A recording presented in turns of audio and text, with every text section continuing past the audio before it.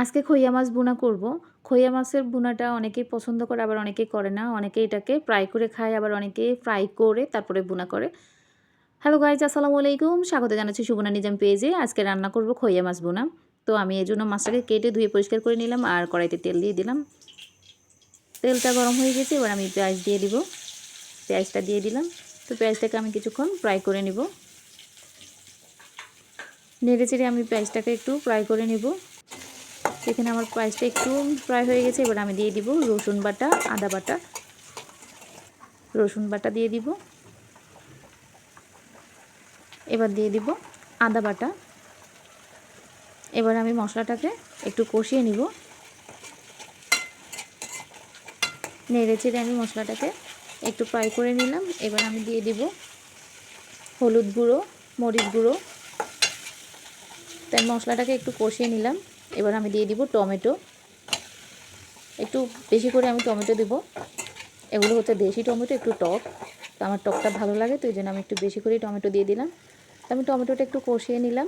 জিরে দিয়ে দিলাম, অল্প একটু জিরে গুঁড়ো দিয়ে দিলাম। তো এবার আমি নেড়ে চেড়ে টমেটো আর মশলাটাকে মিক্স করে নেব। তো আমি অল্প একটু পানি দিয়ে দিব এগুলো মশলাটা কষানোর জন্য।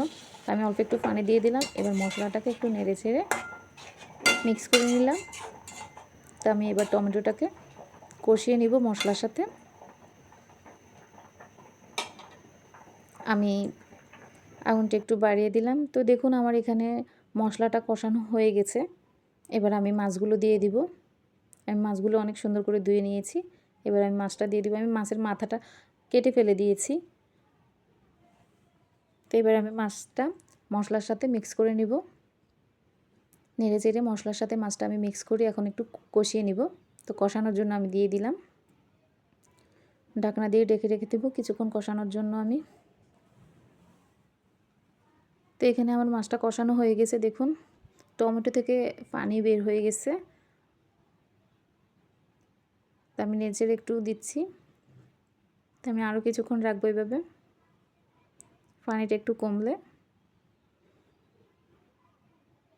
তো দেখুন মাছের কালারটা অনেক সুন্দর আসছে। তো এখানে দেখুন আমার মাছটা কষানো হয়ে গেছে। আমি একটু পানি দিয়ে দিব, অল্প একটু পানি দিয়ে দিলাম। পানি দিয়ে আমি একটু নেড়ে ছেড়ে দিলাম। তো এখানে আমার মাছটা রান্না হয়ে গেছে। দেখুন অনেক সুন্দর আসছে মাছের কালারটা। এবার আমি ধনেপাতা দিয়ে দিব। ধনেপাতা দিয়ে আমি একটু নেড়ে ছেড়ে দিচ্ছি। তো ভিডিওটি আপনাদের কাছে কেমন লাগছে অবশ্যই কমেন্ট করে জানাবেন। আর কে কে এই মাছটা রান্না করে খেতে পছন্দ করেন অবশ্যই কমেন্টে জানাবেন। ভিডিওটি যদি আপনাদের ভালো লেগে থাকে তাহলে অবশ্যই লাইক, কমেন্ট, শেয়ার করবেন, ফলো করবেন। ধন্যবাদ সবাইকে।